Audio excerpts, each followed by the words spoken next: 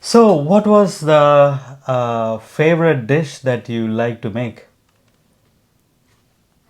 What did you say? I Can you was repeat asking, that? what is your favorite dish that you like to make?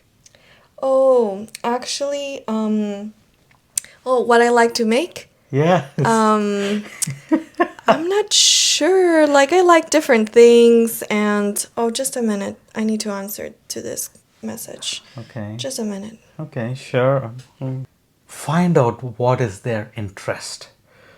They might be interested in cars, like fixing cars or whatever, or new models or whatever. Ask them about that, they will start talking. It's true. Of maybe awkwardness, because sometimes it's our little pacifier, the phone. It's our way to feel, oh, we're doing something or we're cool instead of like, do I know how to speak? So we are, it's our pacifier, but we're not learning to do the real thing. Ask open ended questions. Oh, yes. Don't ask closed ended questions. Do you like this? Yes or no? Those are closed ended questions, right? Oh, do you like the color pink? No? Yes? Whatever. Don't ask those questions. But if you are planning to ask those questions, follow it up with another open ended question where they can explain more. Oh, can you say why you like pink? Or why don't you like pink? I think it's a great color. Tell me more. Welcome to Happily Ever After with the Raj Raj family. family. Today we want to share something that is very, very important when we want to build relationships. So, what is the single most destructive habit that we can have to destroy relationships?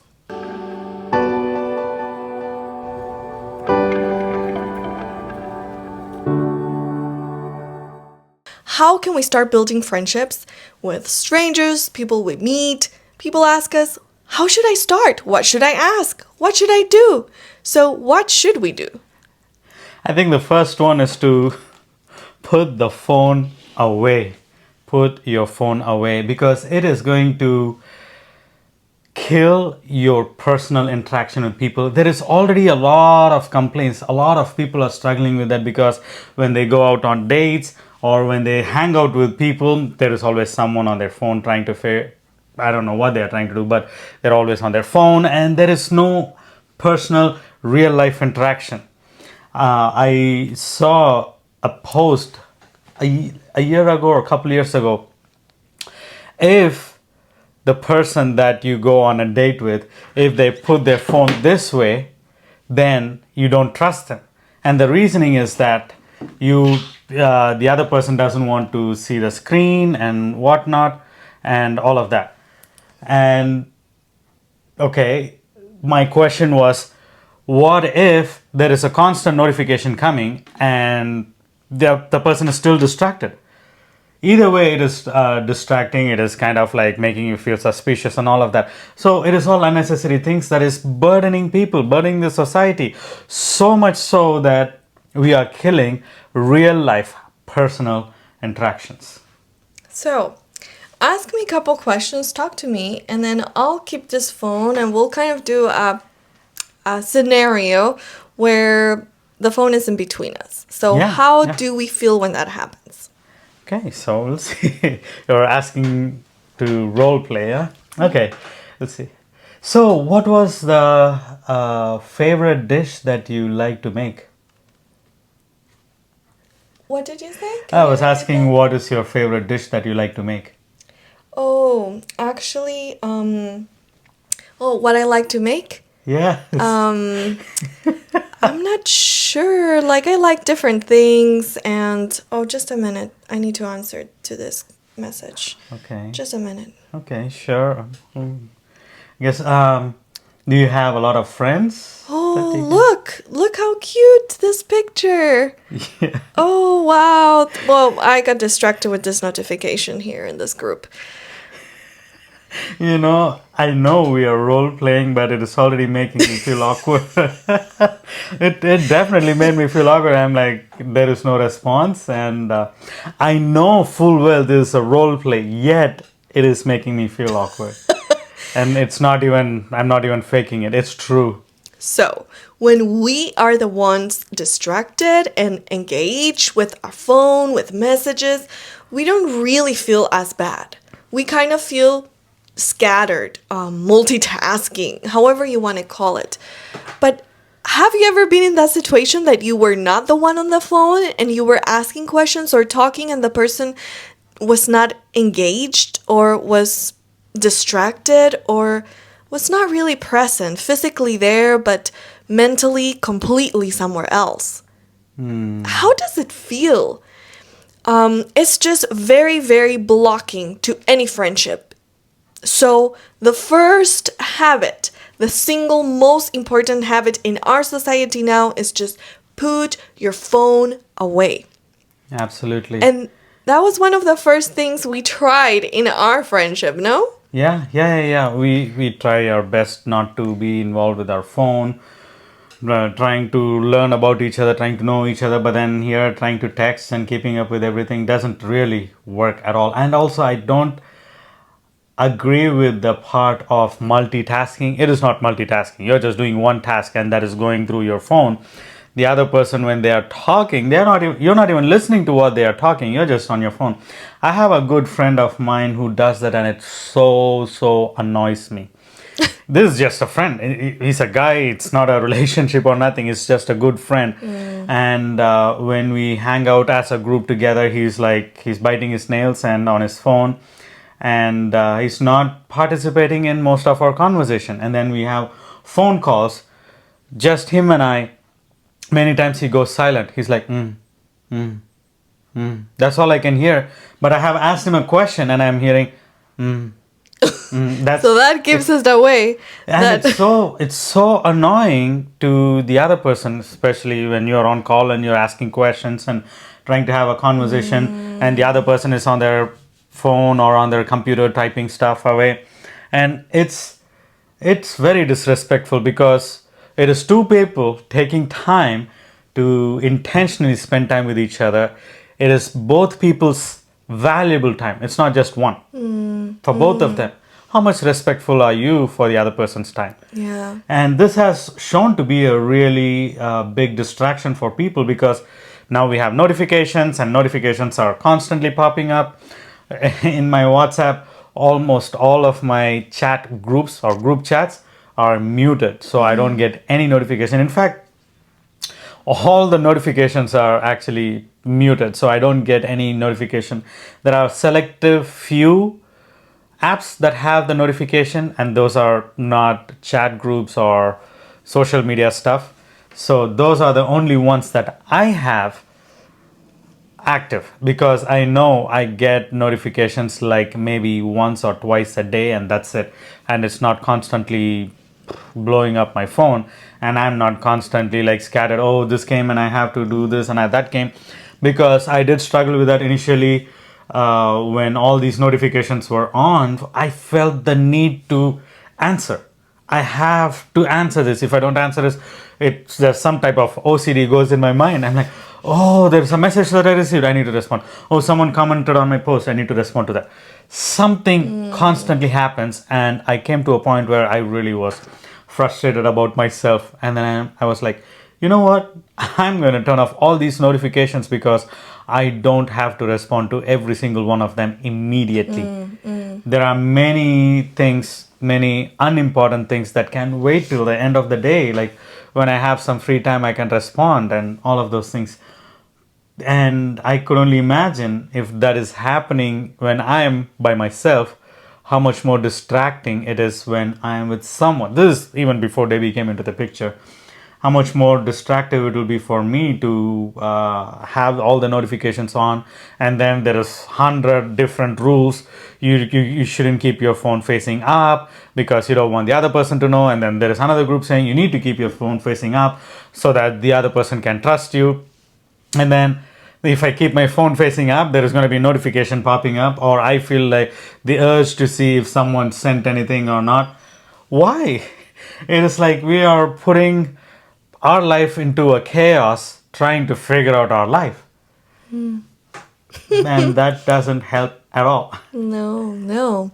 And actually, at least before, this current generation, I don't know what are the etiquette rules for table and just social connection and what's proper, but I knew that to be unengaged and with something else at the table or whenever there's a conversation and you're part of it, you should not be just there checking your phone, or if it's, we're all traveling together and each one is in their world, or if it's like a meeting, a conversation, it's a sign of disrespect to just, suddenly be in your computer or your phone, or you're talking with someone and you're just distracted with your phone or at the table time doing that. That's a disrespectful. So we've lost table manners. We've lost social connections and social skills. Absolutely. There's no skills. So we get young people asking us, what should I ask? What should I do? Because we're really good at social media, but we're terrible at face-to-face skills to build friendships. So how can we improve in this area? So the single most important habit is put your phone away. Put it in airplane mode. Leave it inside your bag. Just disconnect from your phone so you can connect with the people. And we recently were in a mission trip to Austria, and that was the rule, to not have phones at the tables. And we had the most amazing conversations and connections and friendships with the people while we were there. And it was so refreshing. It was like, wow, friendships still exist. People that are normal and know how to ask deep questions and talk still are out there. But I think it's because they realized this and made that change in this habit. Put the phone away and friendships will flourish. Connections will build. You'll learn how to ask questions and how to talk. So that is very, very important. But there's more things that we should also include. But before we move to the others, I just want to I'm reading here. I just want to share that when we met, it was a little awkward at the beginning, like, how it's going to be to speak to a new person and what should I say, and kind of like this fear of the beginning.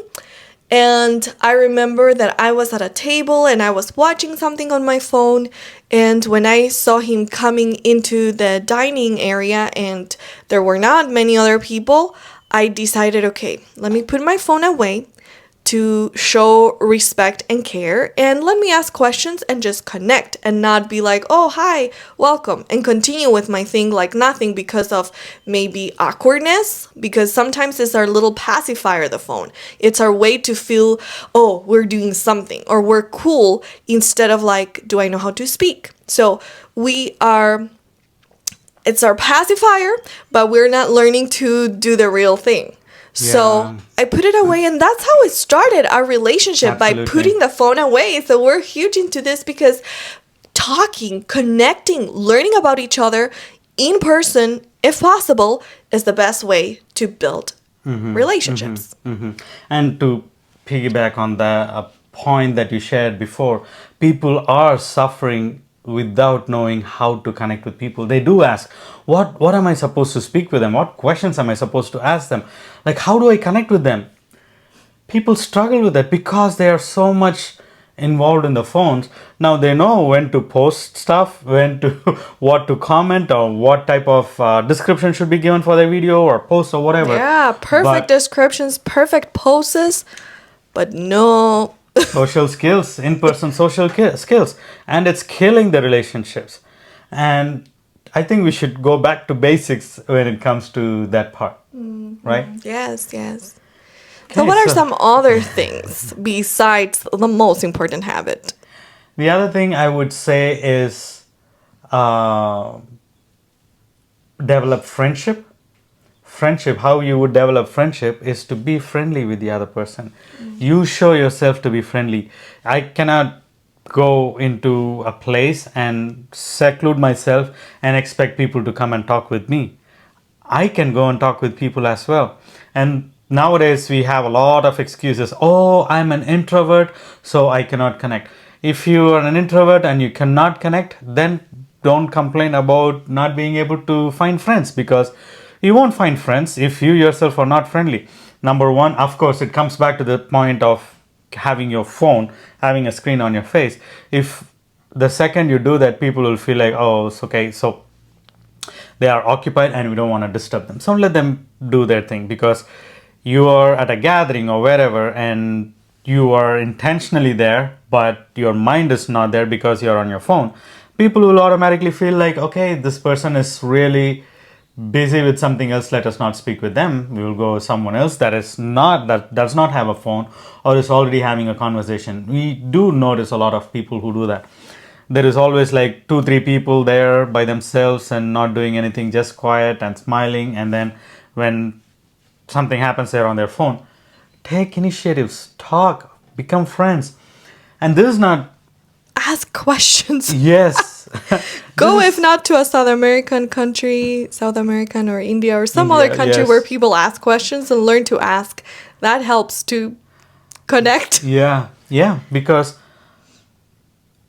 when you're on your phone or when you're not connecting with people, or if some people come and try to ask questions and you give one word answer, it doesn't work, because someone is trying to connect with you and you're not trying to connect with them, you're not putting the effort to connect with them. And that has happened to me several times. So for me, when I try to connect with people, usually I make jokes. I just say either jokes or compliment stuff. So when I do that, people immediately, they open up and they start talking. But there are moments where I do make comments or jokes or compliment stuff. Oh, thank you. And then turn their head away. Or they don't really reciprocate to the energy that I have. It makes it awkward. Once it makes it awkward, I don't feel like talking with you, because you're just showing me that you're uninterested in a conversation with me. So show yourself to be friendly. Whether, even if you don't take initiative and someone else is taking the initiative, reciprocate to them. Show the energy. Now, if no one is coming to you, you go and talk with them, with the people. Mingle with the people. When you don't mingle with the people, you're not making friendships. And for me personally, I think I'm partly introvert and partly shy. So when I don't know people, it takes me a little bit to warm up. So I might ask questions, just, courtesy, trying to know someone.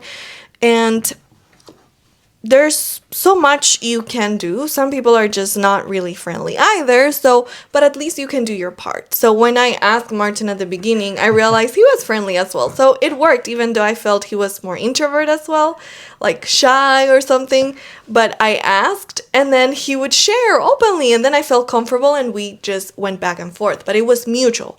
So for a friendship to develop, it's a biblical principle. If you want friends, show yourself friendly. I don't Amen. remember the reference, but look it up. It's a verse.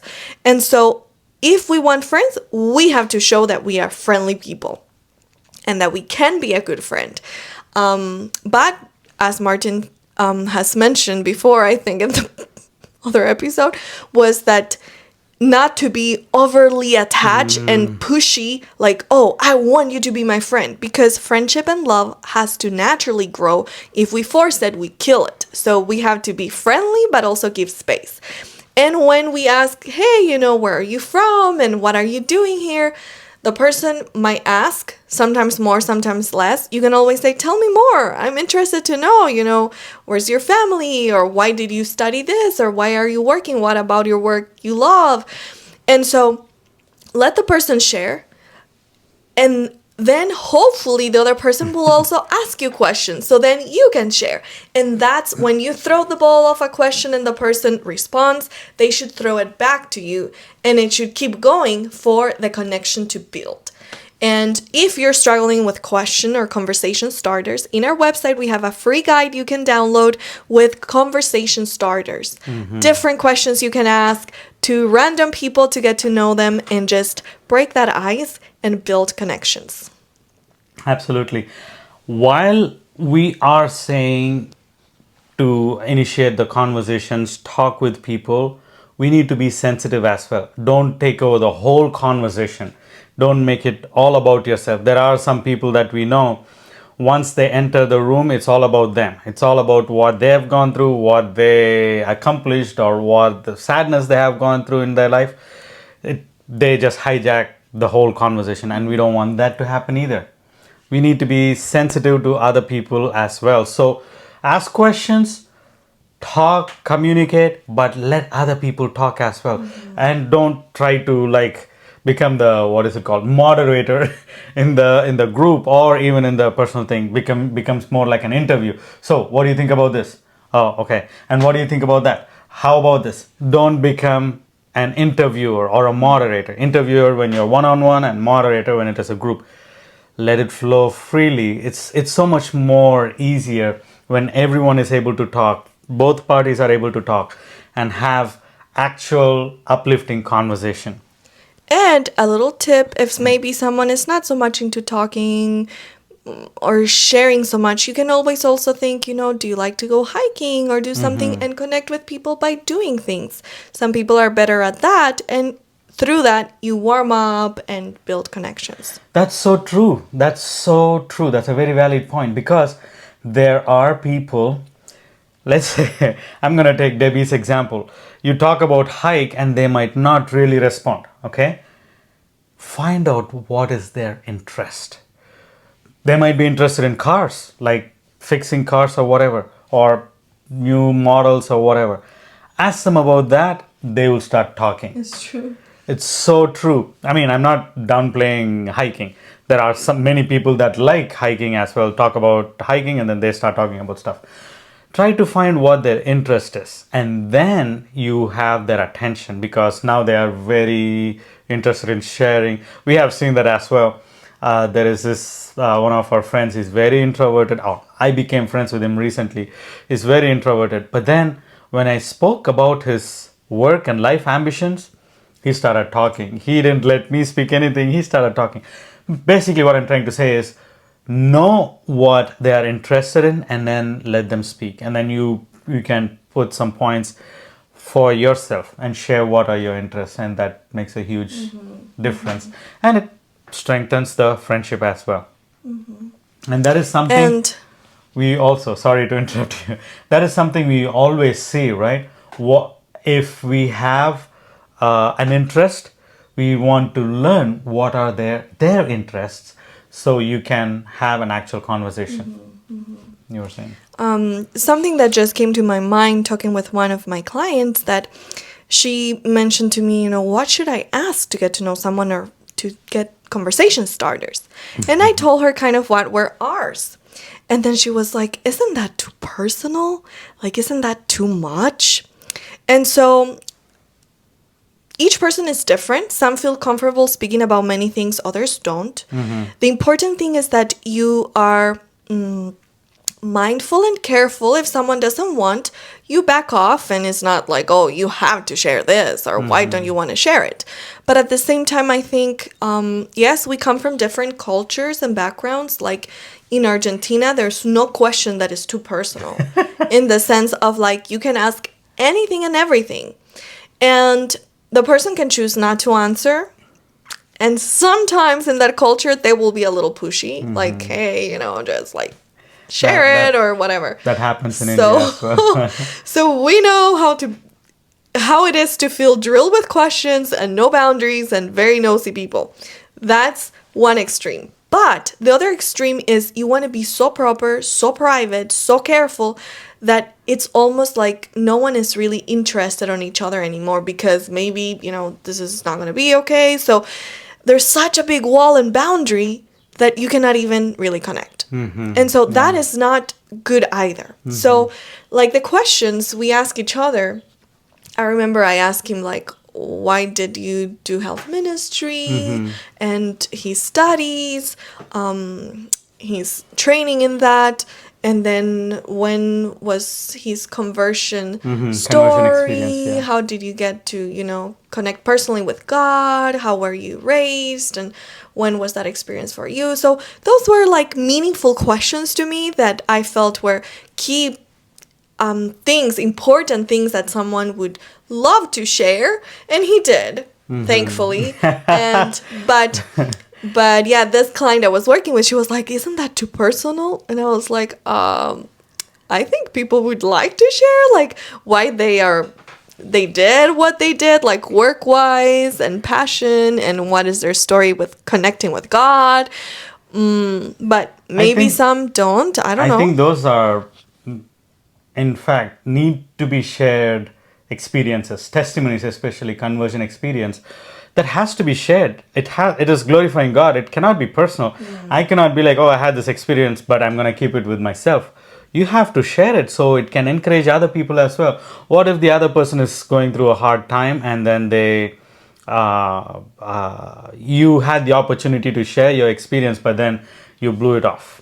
You can choose how personal you want to go and how detailed in your stories and your experiences, but overall, as a general thing, it's something that, yeah. So And you have to kind of gauge if someone is like, well, I don't feel comfortable sharing my conversion story yet. Maybe they're going through it at the moment. Maybe they haven't really felt they've gone through an experience with God yet. So, certain questions people might not feel comfortable, and we can respect and be like, that's totally okay. Like, no worries. What do you want to talk about? And speaking about questions, the other suggestion that we would give is ask open ended Oh, questions. yes. Don't ask closed ended questions. Do you like this? Yes or no? Those are closed ended questions, right? Oh, do you like the color pink? No? Yes? Whatever. Don't ask those questions. But if you are planning to ask those questions, follow it up with another open ended question where they can explain more. Oh, can you say why you like pink? Or why don't you like pink? I think it's a great color. Tell me more.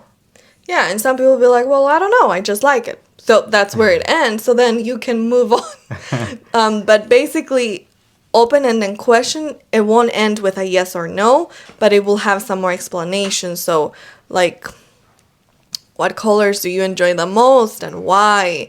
How do you like to use them personally, in your home, in your clothes, in your decoration, whatever it is? Or, what type of hobbies do you enjoy doing, and which one do you spend the most time, or do you wish you had more time to do? And for that, actually, we do love like little cards. There's a big talk little block of cards that have amazing questions that are truly open-ended. One question the person can speak like for a long time. So if you need a little extra help, you can always have like, hey, can we ask each other some questions if you already know each other more, or in a group setting, and it's super fun to get to know each other more like that. Yeah, and it's deep questions. It's not superficial questions. It's deep questions. It'll make you to think. Now, you'll also be able to find out if the other person is faking it or if they are really being genuine, because those questions, when you answer those questions, you can only say genuine answers. If you don't give a genuine answer, people can find that out very easily. So it's So pretty good. big talk. Look it up.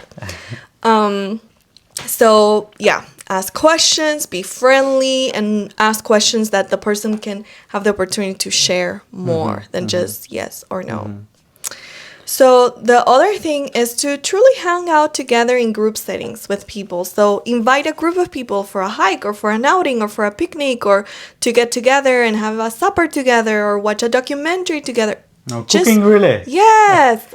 Like just plan something together as a group and kind of have like a group date if you wish. Like you do something meaningful together and you're getting to know each other and spend time as a group with maybe a person you have interest in, but you can just have a more relaxed ambience like that if that is possible. And also, it'll help you to evaluate what type of person they are. Always group settings. When I was interested in Debbie, I intentionally was observing her in different settings.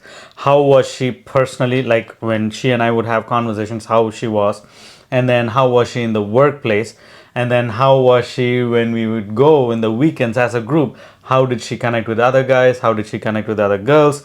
What were the conversations she was really entertaining? And those type of things are really valuable. So don't try to seclude a person when let's say you're interested in them and you're still developing a friendship. Don't try to seclude them. When you try to seclude them, now it becomes awkward and you're trying to impress the other person and the other person is like trying to understand. Of course, as soon as you bring it as an secluded setting, they're going to know that maybe you are interested in it, or some might be oblivious completely to it. So don't try to always just have the two of you or try to seclude, but go as a group, spend time as a team, let's say, and that helps you. You can do fun things. What type of conversations that person is having? Are they approving of certain inappropriate stuff that you don't approve of, or are there something? Are the conversations that they are having is something boring to you? Those things are also very, very important to know, right? Because let's say you are interested in cooking and the other person is interested in hiking, and neither of you match each other's things. It shows very clearly, okay, it's not going to work because this person likes one thing and I like something else, and it doesn't match. You know, you can grow to like hiking, let's say, and they can grow to like cooking. It all depends. Again, you are giving each other space. There is no pressure there, but it's more free. It's flowing freely. Sorry, the F got stuck there. And so it flows freely and you are not under the pressure. Yes. I'm just laughing because it flows freely. It didn't It flow flew freely. a little too fast. Anyway, so yes, let it flow, and I forgot my thought. So let's see. Oh, yeah, group settings. We did a lot of that. And I was going to add that it does take away the pressure and awkwardness when you're getting to know someone. You can build a friendship a lot better when you have those group opportunities that is not like secluded and awkward, but it's more so then you become friends without that awkwardness. You get to know each other for who each other truly is. And then if you move forward to more, you already have like that awkwardness is gone. So if you have that in-person opportunities and group settings, it's awesome and it's so, so helpful. So the last point we have here today, at least, is make time for relationships. It is a choice you have to make. Life is busy, and the older you get, the more responsibilities you have, the less time you feel you have. And the thought might come like, hey, I don't really have time for relationship and to go out with people and to just spend time to build connections. So you are secluded, you want a relationship, but you don't have the time for it, and there's always so much busyness. But busyness will never end. It will always be there and grow. So you have to be determined what is important to me and make a decision to invest some time in it to make it grow. For sure, because the biggest word in the current world of conversations is I'm busy. Busy, busy, busy. Yes, you are going to be busy till you die, or at least till you retire. But that doesn't mean you cannot live your life. That doesn't mean you cannot do any other thing. You have to organize your life. You have to get your act together. You have Maybe to get some time management skills and prioritize and let go of stuff that maybe is not what you truly, truly see it as important. Yeah, and also many times it might not necessarily be bad things that is taking away all your time. It can be the good things as well. But how do you work on it? How do you focus on it? What is your priority? If your priority is to build relationships, and with that, by God's grace, you'll find you're the one, then you need to spend more time on that. Many times we mess up with our priorities because there is no enough time. We are busy doing this, we are busy doing that. Like you might have Wednesday night Bible studies, and then Thursday evening you have to go and volunteer at a shelter. And then on Sunday you are helping with, let's say, soup kitchen or something. And Monday, Tuesday, you have instrument learning music lessons or something, whatever is there. You are occupied with your whole week, your whole life is occupied, and you're busy and you're doing all these great things, but then you do not have time for the relationship or the friendship in this case. So we come to a point where we have so many things, we are doing so many things, but we don't have time to build genuine friendship. We don't have time to spend on relationships, and therefore the relationship suffers. And one shouldn't get into a relationship if the other person is occupied so much, period, because they are not going to have the time for you unless they make you the priority and they know, okay, this is my priority and this is when I'm going to spend more time learning about this person and the other things come next. There is no point in having this relationship. If you don't have time to start a relationship, you won't have time for marriage, because marriage takes even more time in a way. Yes, you are a team of two, so you can accomplish more together, but if starting, which is the time that you really want to get to know each other, then when you're married, that you already know a lot about each other, you might even make less and less time. So it should start with making time, and for the rest of your life, making that a priority as well. And also, people, after, even if they end up marrying, they struggle because they don't know each other. They don't know fully about each other, because here you are working, doing the right things, but you didn't really invest in your friendship phase. Therefore, you got into a relationship, and the relationship continues as how it was in the friendship phase. And you are married now, it's going to get even worse, as you said. And now you are at a point where you don't know the other person as much as you thought you did. But you know how the other people are when you volunteered at the shelter. Now you know a lot of people from the food pantry or soup kitchen. You know how your music teacher functions, but you don't know how your spouse is, or what they like and what they dislike, because you spent majority of your time doing things that is good, but it's not necessarily helpful in developing that friendship. A book that comes to my mind, and here, as you can see, we have a whole library behind us and all our favorite books. Great. Okay. Is The Best Yes. This book really talks about saying yes to what truly God wants for us and not to everything, because there are many things that are good, but we cannot say yes to everything, because everything we're saying yes to, we're saying no to something else.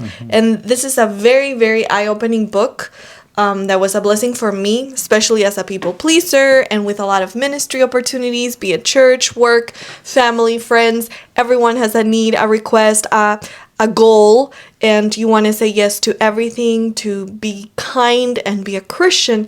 But are we saying yes to God's calling in our life in different areas? Even in little things, sometimes God has something He wants us to do, but then we are putting other 5 things in its place, and then God is not calling us for all of that. He's not expecting us to do that. So time management, priorities, learning to say yes to the right things at the right time is very important. Absolutely. With that, we have come to the end of another episode on Happily Ever After, and we are the Raj family. Hopefully, you have now learned what is the most important thing that you need to know when you are in the friendship phase and you are trying to move forward in your, or trying to start a relationship.